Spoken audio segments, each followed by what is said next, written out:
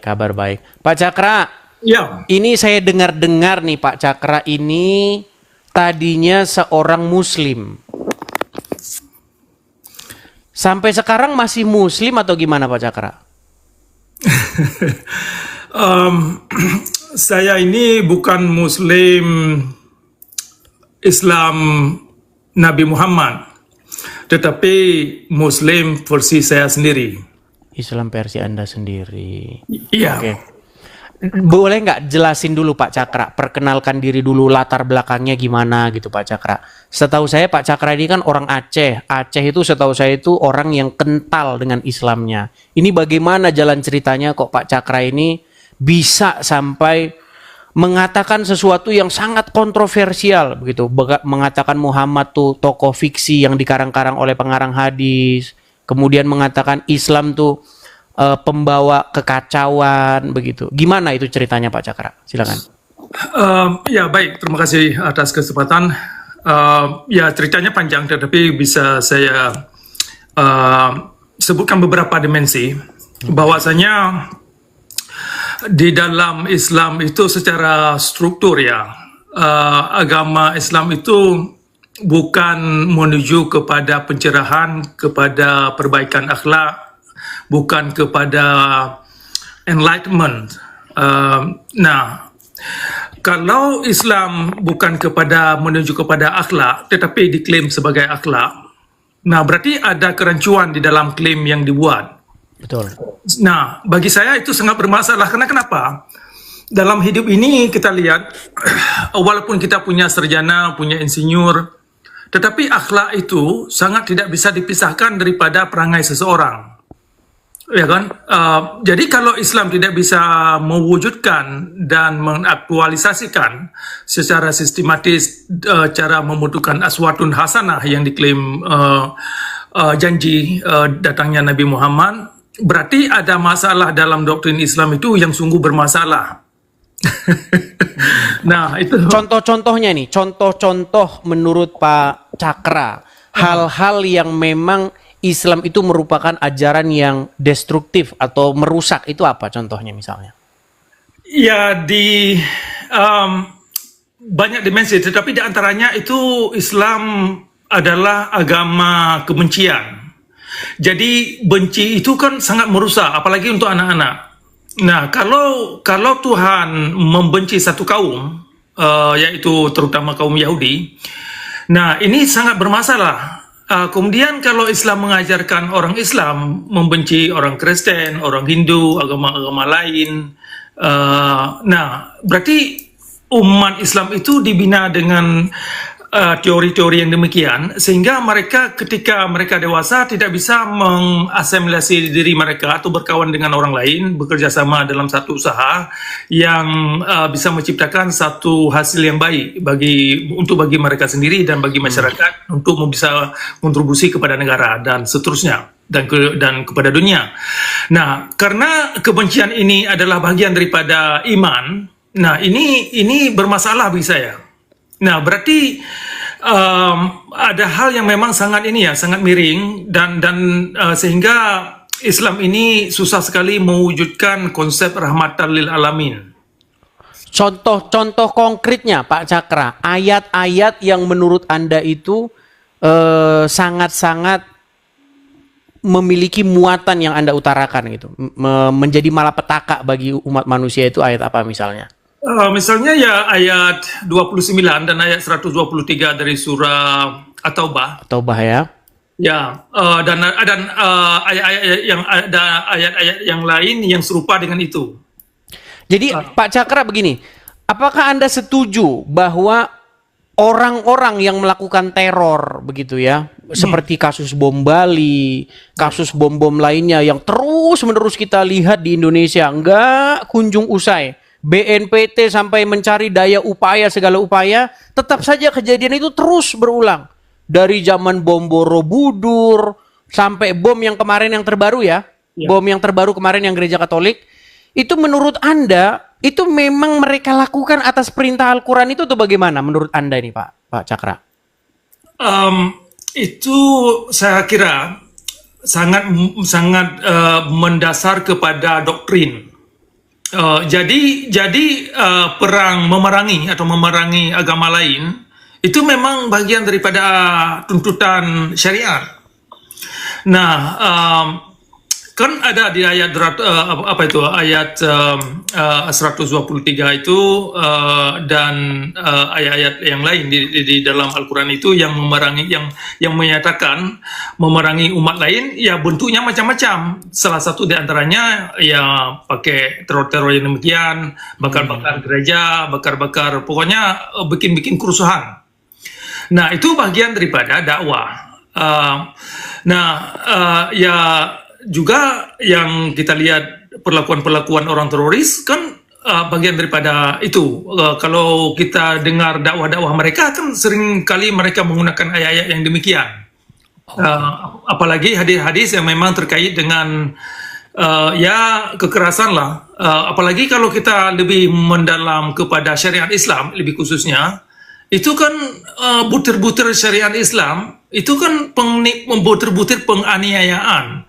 Korban yang utama adalah ya orang Muslim itu sendiri, korban pertama. Ini yang kita sayangkan, bahwasanya kita ingin ingatkan kawan-kawan kita dalam Islam itu, bahwasanya penegakan syariat Islam sesungguhnya adalah penegakan kezaliman Nabi Muhammad dalam beragama. Waduh. Nah, Ini statement. Kenapa saya bilang demikian? Karena perwujudan kelakuan kaum ulama dalam syariat Islam dengan perlakuan Nabi Muhammad adalah dua dimensi yang tidak bisa dipisahkan. Nah, jadi kalau ulama misalnya mengargumenkan, menarasikan, oh ini cuman hanya kesalahan ulama, salah tafsir, itu omong kosong. Karena yang mereka lakukan adalah memang berdasarkan kitab-kitab yang mereka pegang. Artinya mereka meyakini bahwasanya yang mereka lakukan itu adalah perbuatan Nabi. Kan demikian. Betul. Seperti Muhammad memerangi Yahudi, memerangi umat yang tidak mau beriman kepada Allah. Sebenarnya itu kan sudah dilakukan oleh Muhammad ya. Kemudian kalau ada umat Muslim yang sekarang melakukan itu, sebenarnya itu meneruskan ajaran Muhammad gitu ya. Iya. Betul. Itulah kita ingin mengajak kaum Muslim ini untuk bisa jujur, terutama mereka para cendekiawan Muslim, agar bisa jujur sehingga kita bisa berdialog secara produktif. Oke. Ya kan? Oke, ini satu ini Mas. Artinya begini Pak Cakra, selama Anda memperdalam agama Islam, memang inti dari agama.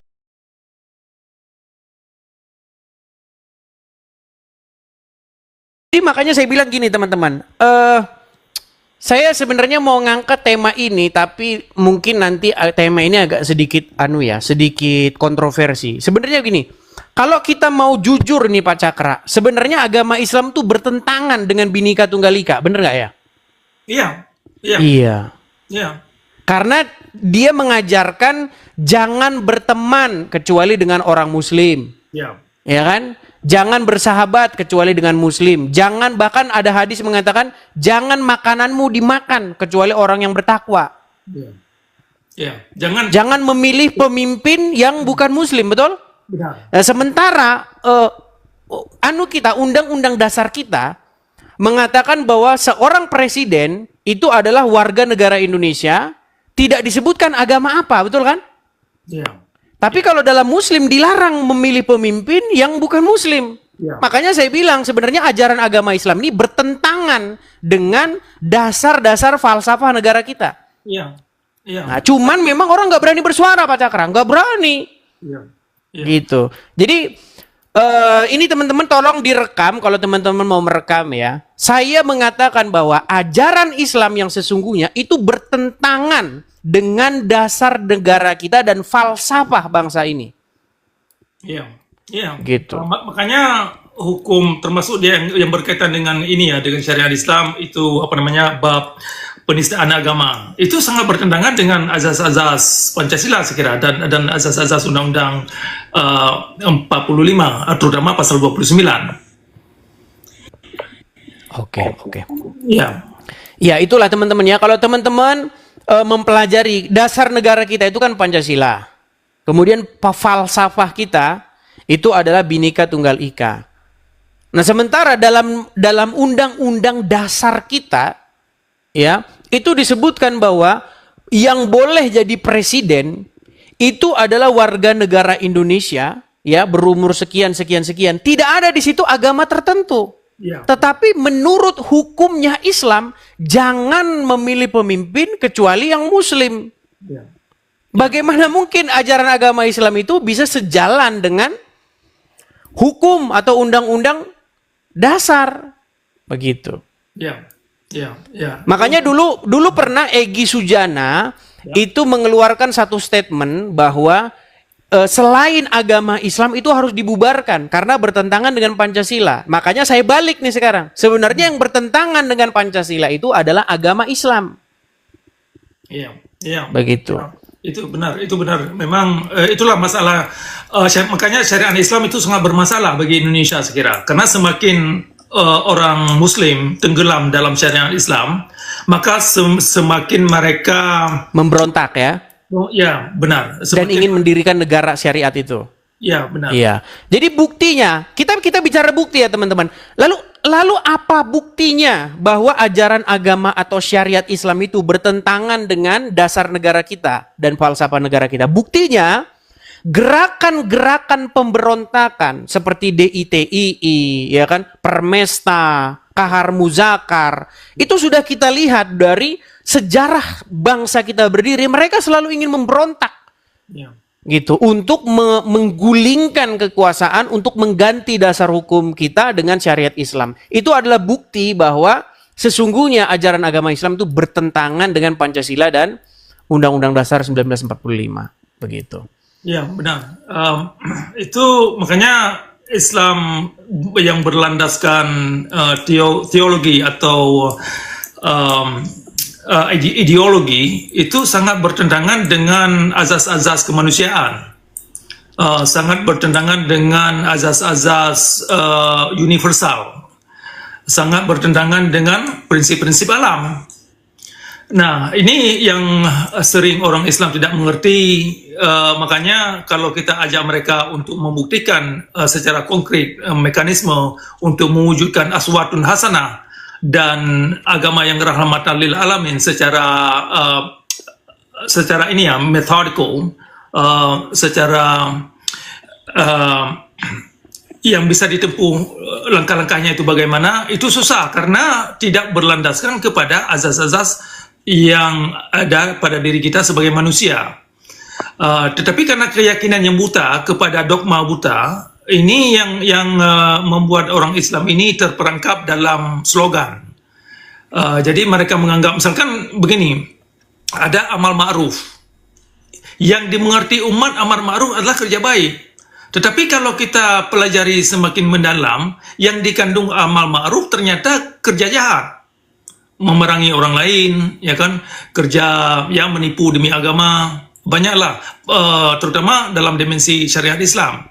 Itu sudah di mata kita semua dan kawan-kawan di bawah bisa menelusuri mereka sendiri, dan buktinya sudah banyak, bukan hanya di Indonesia tetapi di berbagai negara, bahwasanya syariat Islam tidak dapat mengangkat marwah satu bangsa. Iya, betul sekali. Dan tidak pernah mengangkat marwah kita secara jasad, apa namanya. Betul. Artinya gini, kita kan harus bercermin dari yang sudah-sudah gitu ya. Ya. Contoh, bahkan di zaman Muhammad saja itu ketika pada zaman Khilafah Rasyidin itu, bagaimana penerus Muhammad itu terjadi kekacauan di mana-mana. Terjadi disintegrasi, terjadi peperangan, saling tikai, saling bunuh, ya kan? Bagaimana seorang pemimpin saja seperti Umar bin Khattab, seperti Ali bin Abu Thalib, seperti Utsman bin Affan itu berakhir dibunuh. Gitu kan? Itulah satu bukti bahwa kita tidak mungkin bisa mengatakan bahwa syariat Islam itu memang membawa sesuatu yang baik begitu. Dari yang sudah terjadi, di mana ada syariat Islam, di situ ada kekacau balauan.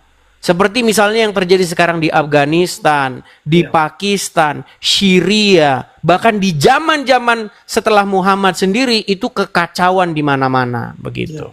Benar. Termasuk di Afrika Barat itu kan orang-orang yang sangat radikal itu kan mereka menggunakan syariat Islam. Itu negara-negara mereka kena anjlok, padahal sumber daya alam yang dikandung oleh negara mereka itu kan sungguh banyak. Tetapi karena syariat Islam, umatnya itu miskin.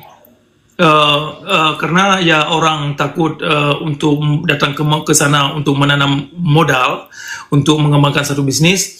Kemudian etika kerja masyarakat setempat ini tidak menunjukkan dan tidak bisa membuat investor ini aman. Oke. Nah, termasuk ya sekarang ini kan contoh bagi masyarakat Indonesia bisa melihat di Aceh. Sekian lama sudah ada Islam di Aceh. Nah, ternyata peradaban manusia tidak dapat mengangkat marwah masyarakat Aceh itu sendiri kepada peradaban yang maju mulia. Oke. Nah, artinya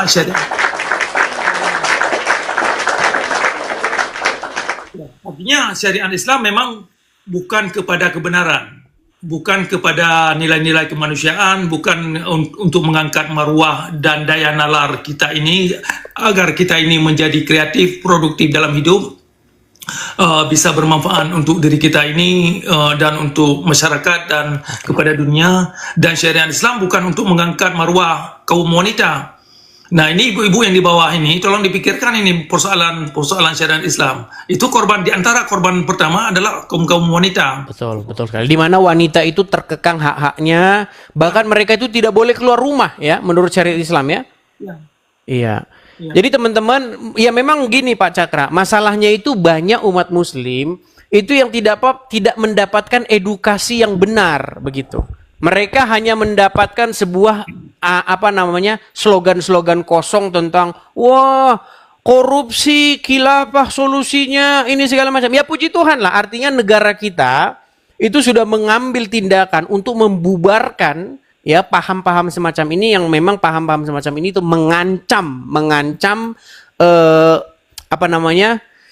dapat membuat disintegrasi antar bangsa begitu. Jadi makanya saya bilang teman-teman ya, bukti bahwa ajaran atau syariat Islam bertentangan dengan dasar negara kita, dengan Pancasila dan Undang-Undang Dasar 1945 adalah bahwa mereka dari sejak berdirinya negara kita ini selalu berusaha untuk mengerongrong keutuhan NKRI itu dengan cara mengganti dasar negara kita Pancasila itu dengan syariat Islam. Oke lah, itu buktinya ya. Saya nggak omong kosong begitu. Ya. Seperti itu. Kalau bisa tambah sedikit menjawab pertanyaan Mas Edis tadi, persoalan latar belakang saya, bagaimana saya melihat Islam ini bermasalah secara moralitas ya. Karena Islam secara ideologi itu mereka mengambil ayat-ayat yang sebagian ayat Al-Quran diterjemahkan sedemikian rupa untuk kepada kejahatan. Nah, sedangkan ada sejumlah ayat-ayat Al-Quran yang bagus itu ditolak. Contoh. La ikraha fiddin ayat 256 surah Al-Baqarah. Itu sebenarnya bagus. Tidak ada paksaan gitu ya dalam beragama ya. Benar, itu bukan ya tidak ada paksaan dalam beragama. Itu kan bisa menciptakan toleransi beragama, bisa menciptakan debat yang produktif, ya kan? Semua manusia, semua orang Islam berhak untuk mempertanyakan apapun yang perlu dikaji dan perlu dipertanyakan secara kritis. Nah, tetapi karena dalam dimensi syariat Islam tidak mengakui ayat 256 dari surah Al-Baqarah, sehingga ayat itu tidak banyak makna apa-apa, tidak berfungsi, malah ayat itu menjerat orang-orang yang masuk Islam seperti kayak ini orang mualaf, ya kan? Kebanyakan orang mualaf terpedaya dengan ayat itu. Mereka mengira la ikraha fiddin, mereka masuk Islam, oke, saya masuk Islam, nanti kalau saya tidak suka saya keluar, kan demikian. Padahal kalau sudah masuk, kalau keluar itu akan dipancung ya. Benar. Ya. Iya. Ya. Jadi ini perlu dimengerti oleh kawan-kawan di bawah ini. bahwasanya la ikraha fid-din itu bukan apa namanya, bukan bagian apa namanya, la ikraha fid-din itu adalah hanya slogan untuk menggait orang yang ingin masuk Islam, tetapi ketika mereka masuk Islam mereka tidak punya hak untuk menggunakan ayat itu lagi. Nah, itu Satu hal Pak Cakra, gini. ya. Banyak sebenarnya kita ini atau pemimpin-pemimpin negara ini itu sebenarnya yang muslim ya, hidup dalam kemunafikan. Kenapa saya katakan hidup dalam kemunafikan? Karena menurut Al-Qur'an, barang siapa yang tidak memutuskan perkara berdasarkan apa yang diturunkan Allah, itu adalah orang-orang yang zalim, orang-orang yang kafir. Karena mereka tidak memutuskan perkara berdasarkan apa yang diturunkan oleh Allah. Sementara negara kita itu tidak memutuskan perkara berdasarkan apa yang diturunkan Allah. Contoh misalnya, di negara kita kalau orang mencuri itu ditahan. Kalau orang berzina itu ditahan juga. Kalau orang mengganti agamanya bahkan nggak apa-apa. Sementara menurut Al-Quran, menurut hukum yang diturunkan oleh Allah, kalau orang mencuri dipotong tangannya. Kalau orang berzina dicambuk. Kalau orang mengganti agamanya maka dibunuh. Itulah kenapa Aceh sekarang itu memperjuangkan untuk didirikan syariat itu. Karena memang Aceh tahu bahwa ini hukum ini nggak sesuai dengan syariat. Nah makanya saya bilang teman-teman, Kenapa ajaran agama Islam itu tidak sesuai dengan hukum yang ada di negara kita?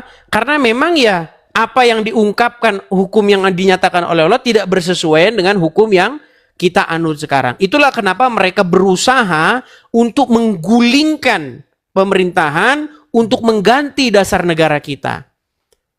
Gitu. Tapi sekarang ini sebenarnya banyak orang-orang yang ya harus bermuka dua, harus berpura-pura ini. Itu makanya saya melihat memang ya ini seperti makan buah si malakama begitu ya. Mau diikuti hukum kita bertentangan dengan syariat Allah, mau di ini nanti dianggap pemberontak. Itu. Iya. Seperti itu. Itu memang syariat Islam seperti saya katakan tadi memang bermasalah bukan hanya di Indonesia tetapi di mana saja. Ini perlu kita ingatkan kepada rekan-rekan di bawah yang muslim untuk bisa memikirkan bahwasanya kalau orang Islam mau syariat Islam, kenapa mereka tidak ke negara-negara, larinya ke negara-negara seperti Afghanistan, ke negara-negara Afrika Barat di sana kan, karena mereka tahu bahwasanya hasil daripada syariat Islam sudah kita lihat hanya kebodohan, kedunguan dan malapetaka ya. Ya, benar. Ya, benar. Nah, jadi ke depan kita perlu menginspirasikan kawan-kawan kita, yang terutama mereka-mereka yang sudah di bangku kuliah, ya, mereka yang sudah berada di kalangan akademia, untuk bisa berani mempertanyakan hal-hal yang memang bermasalah terutama dalam kitab hadis, dalam kitab fikih. Karena kalau mereka tidak berani mempertanyakan, tidak berani jujur dalam beragama, berarti agama itu sendiri tidak bisa dijadikan sebagai petunjuk. Nah itu karena jujur ini kan penting saya kira. Ini menunjukkan kedalaman intelektual. Nah, kadang-kadang kita mengerti memang ada sebagian masyarakat Islam kalau mereka jujur nanti dikeluarkan oleh orang tua mereka, diusir dari keluarga, diusir dari orang kampung dan macam-macam. Okay. Nah, memang itu resikonya. Tetapi kalau kalangan akademia tidak berani jujur dalam menuangkan narasi mereka, apa yang mereka tahu dan apa yang mereka tidak tahu, berarti kualitas pendidikan yang mereka dapat di universitas itu kan perlu sangat dipertanyakan kualitasnya, dan tidak mengacu manusia kepada peradaban yang terang benderang seperti yang dimaksud. Oke. Pak Cakra, gimana Pak Cakra? ini banyak yang protes juga. Ini seolah-olah kita ngomong di belakang ini. Gimana kalau kita naikkan satu muslim ini supaya dia bisa membantah argumen? Gimana?